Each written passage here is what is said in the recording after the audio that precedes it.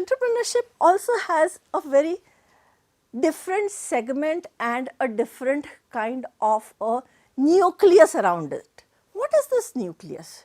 The nucleus is how do I build and keep the expectations right. Now, here I am saying that expectation should be kept low for the first few times you will be participating in this game. I call startup as a game. It's a game that you are getting into. Don't put too high expectations for your own self in the very initial stages. You make it become demotivated. Now, here are some of the examples that I am going to put in front of you. I know you all have heard about Twitter, you would have heard about LinkedIn, and I don't know how many of you are aware of the fact that both Twitter and LinkedIn founders have a history of failure before they created these beautiful giant companies that we are all proud of. Williams, who is the co-founder of Twitter, was the one who started his venture, and this venture was known as Audio, which was an iPod that failed miserably in the market. While Reid Hoffman, who is the co-founder of LinkedIn, believe you in me, he went in for an online dating site, and that online dating site never took off. However, he decided for whatever he had created, he scaled it up into a networking business site. I will come to how and why these things happen through what is the concept of analogical thinking in this session a little later. So, let me come to what Thomas Edison says. Thomas Edison very categorically has mentioned it, that whenever there is a failure, it is not that I have failed, it is that I have found 10,000 ways that this is not going to work, which is very essential in startup to understand what does not really work. So, what am I trying to suggest here? I am trying to tell you that failure is a very valuable lesson, and the experience of the failure is an important step towards success.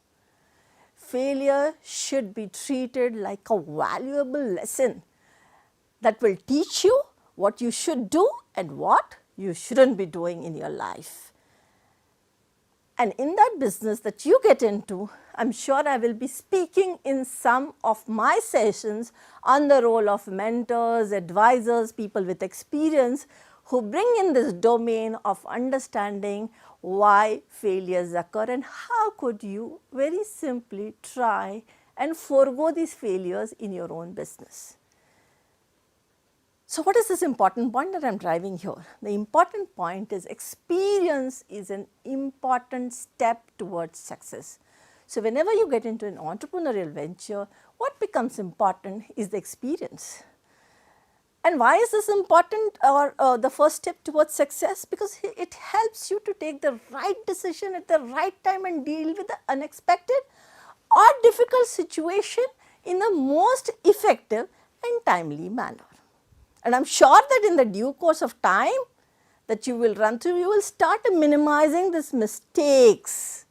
And I am again assertively telling you that in a startup ecosystem, when you get into doing space, you realize that you are the master for everything under the sun. And this is where this statement becomes very, very significant, very important. Now, what is the second thing that we need to be prepared for? I truly believe that in a startup ecosystem, preparation is everything. No matter what game you find yourself into, just start preparing for it right now.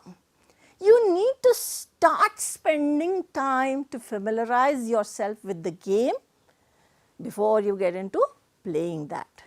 It's almost like a game of a cricket, it's almost like a game of a hockey or a game of a chess, where you need to know the rules of the game before you get into startup ecosystem. So, there is an analogy of game with startup. So, this preparation phase would be just about learning the rules of the game. Establishing a new business is a very, very challenging game.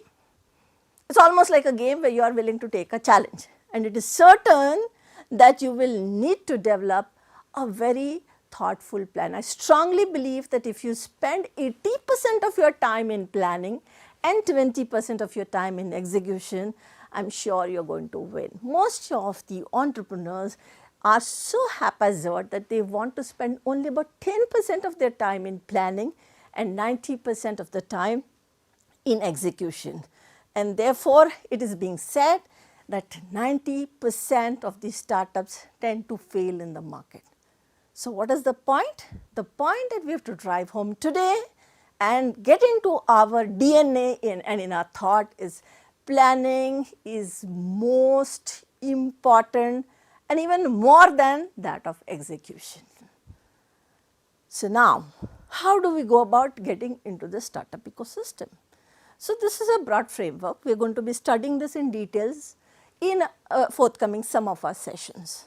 So, what are we going to be doing? Once we understand what is the idea that we want to bring and commercialize into the market, we will first start really small and we will try and create our MVP. What is an MVP?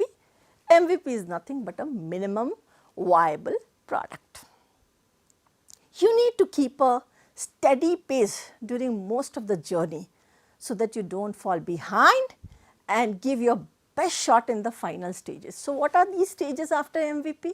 We will be studying in this particular course. This course will be teaching you how do we move from an MVP into how do we get into testing it, how do we get the customers' feedback. So, how do I get into the shoes of the customers, and how is it that I will evaluate my product and how will I scale up to get the right kind of investment. So, this looks like a tall order in the first day and first session, I know it looks like a tall order, but I am opening up your thought process to think in this direction that these are the steps that you have to follow to become a good entrepreneur. Are you prepared? I hope you are.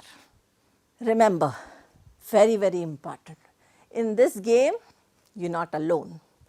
Whenever people get into startup ecosystem, you will realize that there will be at least 5 more people who have already thought on the idea that you are still pondering upon. If you want to dominate the market you compete in, you need to be aware of who are the main competitors. What is it that they are offering? And what is it that more I can give to reach out to my target customers? What is the value that I am going to be offering to them? And I am sure there is a complete session on value proposition which I am going to take day 3 on value proposition. So, as entrepreneurs, what is it expected of you? Entrepreneurs, it is expected of you, can't be rigid. You need to be flexible. You need to adapt to changes. You will have to make various changes in your own products, in your own services, in your own thought.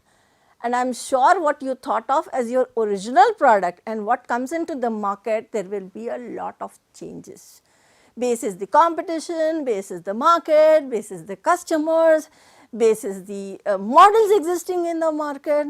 And I am sure this is one thing that we need to understand, that we need to keep our egos apart from us. We should be willing to make sacrifices for the right kind of achievement that we are looking into. So, great achievement is usually born out of great sacrifice and is never the result of selfishness. This is what Napoleon Hill once said. So, we are not going to be selfish.